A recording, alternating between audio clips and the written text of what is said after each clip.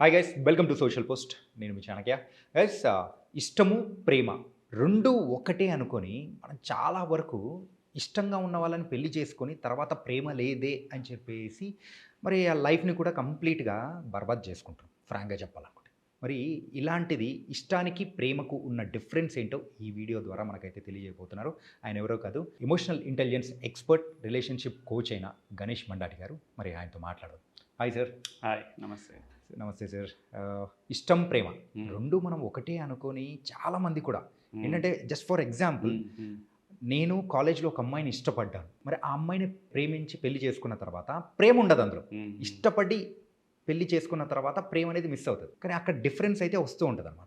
చాలామంది ఇదే కన్‌ఫ్యూజన్‌తో ఇష్టాన్ని, ప్రేమని ఒకటే అనుకోని హ్మ్. వాళ్ళ లైఫ్‌ని మొత్తం ఖరాబ్ చేసుకుంటున్నారు. మరి దీన్ని ఎలా డిఫరెన్షియేట్ చేయొచ్చంటారు? Interesting question. ఇష్టము, ప్రేమ చూడడానికి, వినడానికి కొంత దగ్గరగానే ఉంటాయి. But there's a huge difference. ఒక థిన్ లేయరే బట్ చాలా గ్యాప్ ఉంటుంది. ఇప్పుడు ఇష్టం అనేది కొంచెం కష్టం వస్తే ఇష్టం అయిష్టంగా మారిపోతుంది. ఓకే. ఇష్టంగా ఉండదు ఇంకా. ఇష్టం అనేది టెంపరరీ. ఈరోజు నాకు ఇష్టం అనేది రేపు పొద్దున నేను మార్చుకుంటాను. ఈరోజు నాకు ఒక ఫేవరెట్ డిష్ అది. నాకు అది నచ్చలేదు. కొంచెం ఓవర్‌గా కన్జ్యూమ్ చేస్తే అయిష్టత వచ్చేస్తది. లేదా ప్రయారిటీస్ మారుతాయి. టెంపరరీ అన్నమాట. త్వరగా మనం మార్చుతా ఉంటాం. ఇప్పుడు చూడండి, వయసుతో పాటు, ఏజ్‌తో పాటు below 10 years candies, chocolates, ice creams అంటే బాగా ఇష్టం. హ్మ్. 15 ఇయర్స్ వరకు అనుకుందాం. తర్వాత కొంచెం తగ్గుతాయి. ఏజ్ ఎవాల్వ్ అయిన కొద్దీ మన ఇష్టాలన్నీ మారిపోతుంటాయి. మనం వేసుకునే డ్రెసెస్ కావచ్చు, కలర్స్ కావచ్చు, తినే ఫుడ్ కావచ్చు, చూసే మూవీస్ కావచ్చు, లైఫ్ స్టైల్‌లో చాలా విషయాలు ఆ ఇష్టాలనేది మారుతా ఉంటాయి. హ్మ్. బట్ ప్రేమ అనేది it's a long lasting sustainable emotion. అది ఒక ఎమోషన్. ఇష్టానికి ఎమోషన్ లేదు. Just in the kind of ఒక డోపమైన్ ప్లెజర్ లాంటిది ఇష్టం అనేది. హ్మ్. కంఫర్ట్ జోన్‌కి దగ్గరలో ఉన్నదే ఇష్టం. బట్ ప్రేమ అనేది ఇష్టంకి ప్లస్ ఎమోషన్ యాడ్ అవుతుంది. ఎమోషన్. ఆ ఎమోషన్ ఏందంటే ఎంత కష్టంగా ఉన్నా ఆ ఇష్టాన్ని వదులుకోని ఎమోషన్. That is love. ఇప్పుడేందంటే ఒకరిని ప్రేమిస్తున్నాము, ఒక ప్రేమ ఉందంటే మన వంతు we will try to give our 100%. We don't give up. Sustain అవుతుంది లాంగ్ రన్‌లో. హ్మ్. ఇప్పుడు అందుకే చూడండి, ప్రేమించిన వ్యక్తుల కోరము దే ట్రై టు చేంజ్. ఏదైనా మార్చడానికి ట్రై చేస్తారు. వాళ్ళని వాళ్ళు మార్చుకోవడానికి కూడా ట్రై చేస్తారు. ఇప్పుడు ఏదైనా కొన్ని అలవాట్లు మార్చుకోవడానికి ట్రై చేస్తారు. వాళ్ళ కోరం అందంగా కావాలా, ఫిట్‌గా కావాలని ట్రై చేస్తారు. హ్మ్. ఓకే. సర్దుకుంటారు, ఎక్స్‌ట్రా ఎఫర్ట్స్ పెడతారు, కావాల్సిన అన్నీ చేస్తుంటారు. అది ఒక ఇష్టం కోరం చేయమని చేయలేరు వాళ్ళు. హుహు. ప్రేమకు ఒక ఎమోషన్ అనేది ఒక స్ట్రాంగ్.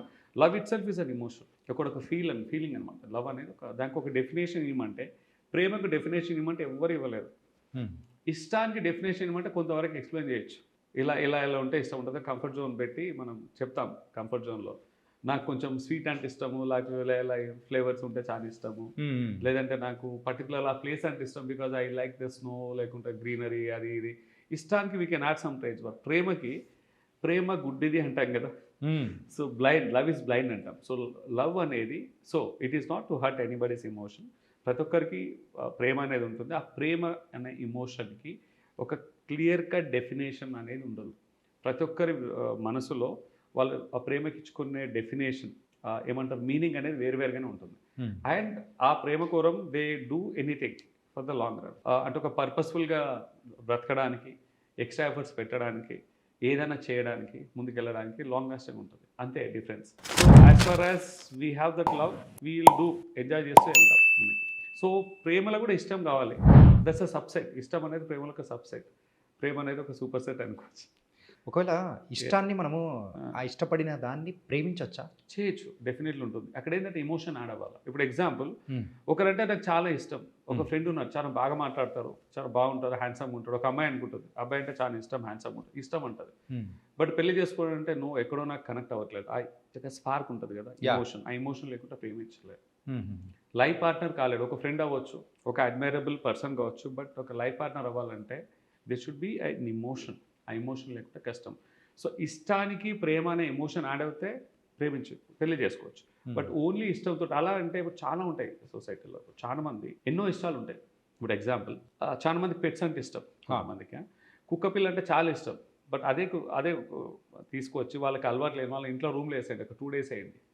అన్ని పూసు అన్నీ చేసేస్తుంది. వాళ్ళ ఇష్టం వెళ్ళిపోతుంది. వాళ్ళ కంఫర్ట్ జోన్‌కి అది విఘాతం కలిగించేస్తుంది. They say no, no, no, నాకిష్టం అంటే మార్చుకుంటారు అది. నేను బయటనే ఉంచుతాను లేకుంటే నాకొద్దు అని చెప్పేసి.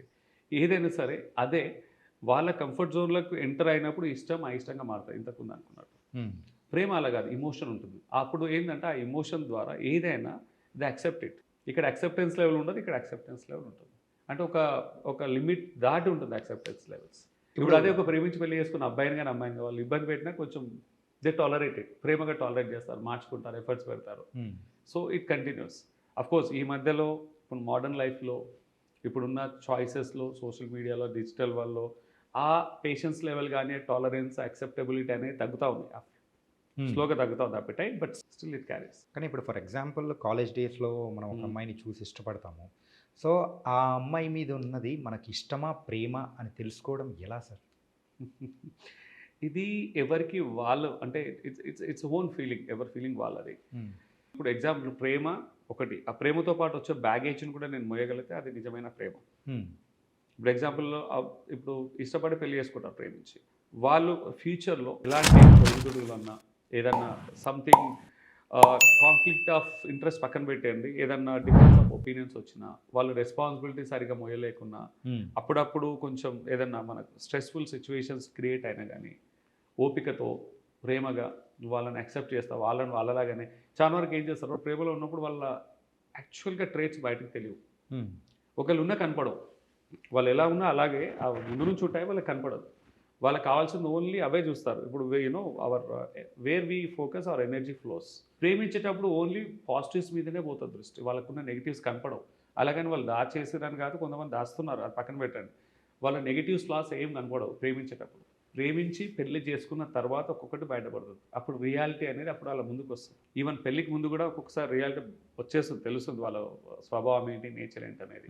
ఇప్పుడు ఏంటంటే వ్యక్తిని ప్రేమించినప్పుడు ఆ వ్యక్తికి ఉన్న బ్యాగేజ్ అంటే ఫ్లాస్, చిన్న చిన్న floss, like kind of authoritative కావచ్చు, పొసెసివ్ కావచ్చు, లేదా కొంచెం ఇన్సెక్యూరిటీ ఫీలింగ్ ఉండడం కావచ్చు, కొంచెం క్యాజువల్నెస్ లేజీగా ఉండడం కావచ్చు, పనిలో కొంచెం అంత రెస్పాన్సిబిలిటీ అంత చురుగ్గా పార్టిసిపేట్ చేయకపోవడం కావచ్చు, కొన్ని ఉంటాయి, కొన్ని పాజిటివ్స్ కొన్ని నెగిటివ్స్ అన్నీ ఉంటాయి.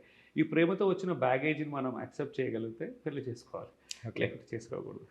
అది కూడా మళ్ళీ ఇష్టంలాగా అయిపోతుంది. జస్ట్ వన్ లాస్ట్ డౌట్, ఇప్పుడు ఫర్ ఎగ్జాంపుల్ సినిమాల్లో చూపించినట్టు మనం అంటే ఆ ప్రేమ అనేది మనకు తెలియాలంటే ఆ గాలి రావడం కానీ, ఓ మ్యూజిక్ కానీ, గుండెల్లో లబ్ లబ్ డబ్లు అని చెప్పేసి కానీ అట్లాంటివి నిజంగా ఉంటాయా? అది ఫెయిరీ టైల్, సినిమా చూసే అన్ని ఫెయిరీ టైల్స్ అవన్నీ. అంత ఉండకపోవచ్చు, మేము ఎంతో కొంత ఉంటుంది డెఫినెట్లీ. హ్యూమన్ ఫీలింగ్స్ అనేవి ఉంటాయి డెఫినెట్లీ. ఇప్పుడు ఏంటంటే సినిమా సెటప్ లాగా అన్ని సెటప్స్ పెట్టేసి రాజమౌళి పెద్ద డైరెక్టర్ చేసే సెటప్స్ లాగా గాలిలు స్పార్క్స్, మగధీరలు వచ్చినట్టు స్పార్కులు కలిసినప్పుడు ప్రకృతి విలయం అలాంటివన్నీ కష్టము. కాకపోతే ఫీలింగ్స్ అయితే డెఫినెట్లీ ఉంటాయి. అంటే వాళ్ళు గుర్తు రాగానే ఒక తెలియని పాజిటివ్ ఫీలింగ్స్, ఒక డోపమిన్ న్యూరోకెమికల్ రిలీజ్ అవుతుంది, ఫీల్ గుడ్ హార్మోన్స్ రిలీజ్ అవుతాయి. ఓకే, నేచర్స్ బ్లెస్సింగ్ అది యాక్చువల్గా, బయట ఆర్టిఫిషియల్గా చూపించేది కాదు. ఒక వ్యక్తి మీద ప్రేమ ఉన్నా, వాళ్ళతో మాట్లాడినా, వాళ్ళ గురించి ఈవెన్ గుర్తు వచ్చి వాళ్ళ ఇంటరాక్షన్స్లో ఒక పాజిటివ్ ఎండార్ఫిన్స్ హార్మోన్స్ రిలీజ్ అవుతాయి, ప్రేమ ఉన్నట్టే. సో వాళ్ళది ఓన్లీ వాళ్ళకి ఎవరికి పట్టుకోవాలి, ఎవరికి వాళ్ళే గ్రహించుకోవాలి, తెలుసుకోవాలి. అది ఇప్పుడు నేను చెప్తే తెలుసది, but feel good hormones release అవ్వాలి వాళ్ళతో మాట్లాడినప్పుడు. So nice sir. ఏంటంటే చాలా రోజుల నుంచి ఇది మాత్రం ఒకటి ఉంది, ఏంటంటే ఇష్టము ప్రేమ, మరి వాటి మధ్యలో ఉన్న లైన్ చాలా థిన్ లైన్, మరి ఆ లైన్ అనేది అందరూ మర్చిపోయి రెండు మిక్స్ చేసేసుకొని ముందుకెళ్ళిపోతూ ఉంటారు. ఇంకొకటి డిస్క్లైమర్ ఇక్కడ అందరూ అనుకోండి, ఇప్పుడు నేను చెప్పేటివన్నీ కూడా ఫీల్ గుడ్ హార్మోన్స్ అంటే ఎలాగా టెస్ట్ పెట్టి అది ఫీలింగ్స్, ప్రేమ అనేది ఒక feeling. So we should not ప్రతిదానికి ప్రూఫ్ ఇలాగే ఉండాలని లేదు. ప్రతి వ్యక్తికి ప్రేమకి ఇచ్చే డెఫినేషన్ వేరువేరుగానే ఉంటుంది. బట్ ఇన్ జనరల్గా న్యూరో సైన్స్, న్యూరోకెమికల్స్ ఏంటంటే ఎక్కడైనా సరే, not only with a life partner, మనం ఇష్టంగా మాట్లాడే వాళ్ళు, మనకి ఏదైనా ఇష్టమైన వ్యక్తులతో ఎవరితో మాట్లాడినా ఒక ఫీల్ గుడ్ హార్మోన్స్ రిలీజ్ అవుతాయి. అందులో జీవిత భాగస్వామి, నువ్వు పెళ్లి చేసుకుందాం అనుకున్న అబ్బాయితో కానీ అమ్మాయితో కానీ టైం స్పెండ్ చేసినప్పుడు ఆ ఫీల్ గుడ్ హార్మోన్స్ రిలీజ్ అవ్వాలి, స్ట్రెస్ రిలీజ్ అవ్వకూడదు, ఇది కార్టిసాల్ లాంటి హార్మోన్స్ రిలీజ్ అవ్వకూడదు. అది పెళ్ళికి ముందే రిలీజ్ అవుతుందంటే పెళ్లి తర్వాత ఇంకెక్కువ అయిపోతాయి బాగా అవి. So you're not prepared. అక్కడ అబ్బాయి తప్పు అమ్మాయి తప్పు అనట్లేదు, ప్రాబ్లం మనలో. ఇంతకుముందు మనం అనుకున్నాం మ్యారేజ్ అనేది ఒక మిర్రర్, నేను ఎలా ఉన్నాను అలాగే కనపడతాను, నేను పాజిటివ్గా ఉన్నా నెగిటివ్ ఉన్నా, వాట్ ఐయామ్ హౌ ఐయామ్ అనేది నేను కనపడతాను అద్దంలో. సో నేను ఎదగాలి, నేను అవేర్నెస్ పెరగాలి, ఎమోషనల్ మెచ్యూరిటీ పెరగాలి, నాకు క్లారిటీ రావాలి. ఆ క్లారిటీ వచ్చి ఇద్దరి మధ్యలో పాజిటివ్ హార్మోన్స్, ఒక ఫీల్ గుడ్ హార్మోన్స్ రిలీజ్ అవుతుంటే, ఒక పాజిటివ్ వైబ్స్ ఉంటే in simple you can go head. తర్వాత ఇదొక్కటి హార్మోన్స్ తోటే, ఆ ఫీలింగ్స్ తోటే కాదు లైఫ్ కావాల్సింది. అవి పక్కన పెట్టేసి 50% ఇది ఉంటే మిగతా 50% compatibility. I always tell that. ఇద్దరు కలిసి అంటే రెస్పాన్సిబిలిటీస్ మోయగలరా బంధంతో వచ్చేది రిలేషన్షిప్లో ఫ్యూచర్లో? ఆల్ సీజన్లో మీరు రెస్పాన్సిబుల్గా ఉంటారా? కమిట్మెంట్ ఇవ్వగలుగుతారా ఒకరికొకరు? ఫ్యూచర్లో ఏదైనా వల్ల వేరే ఆపర్చునిటీ, చిన్న చిన్న రీజన్స్ తోటి కమిట్మెంట్ని ట్రస్ట్ ఉంటుందా, ట్రస్ట్ని బిల్డ్ చేయగలుగుతారా? ట్రస్ట్కి పునాది ట్రాన్స్పరెన్సీ, ఒకరికొకరు షేర్ చేసుకోగలుగుతాం కావాల్సినవి. నా పాస్పోర్ట్ నాదే, ప్రైవసీ మెయింటైన్ చేస్తాను, నా శాలరీ నాదే, నీ శాలరీ నీదే, నా టీవీ నాదే, నీ టీవీ నీదే, ఈవెన్ బెడ్రూమ్స్ కూడా ఎవరి దానికి అవుతున్న పరిస్థితి అవుతుంది ప్రేమించి పెళ్లి చేసుకున్న వాళ్ళకి కూడా. సో ఇక్కడ సినిమాలు కూడా చూసాం చాలా వరకు. సో ఇక్కడ ఏంటంటే responsibility, commitment, trust, okay, and also adaptability. ఎలాంటి సిచ్యువేషన్ ఇద్దరు కలిసి అడాప్ట్ అవుతారు. ఇప్పుడు ఏంటంటే శీతాకాలం, వర్షాకాలం, వేసవికాలం ఎలా ఉంటుందో అలాగే లైఫ్లో కూడా అన్నీ వస్తుంటాయి, అన్ని ups and downs, good times, bad times, feelings material లేకుండా వస్తాయి. ప్రతి సీజన్లో ఆ కమిట్మెంట్, ట్రస్ట్, లాయల్టీ అనేది ఉండాలి, ఆ భరోసా రావాలి. అంతేకాదు పేరెంటింగ్ పైన ఇద్దరికి ఒకే రకమైన అలైన్మెంట్ రావాలి.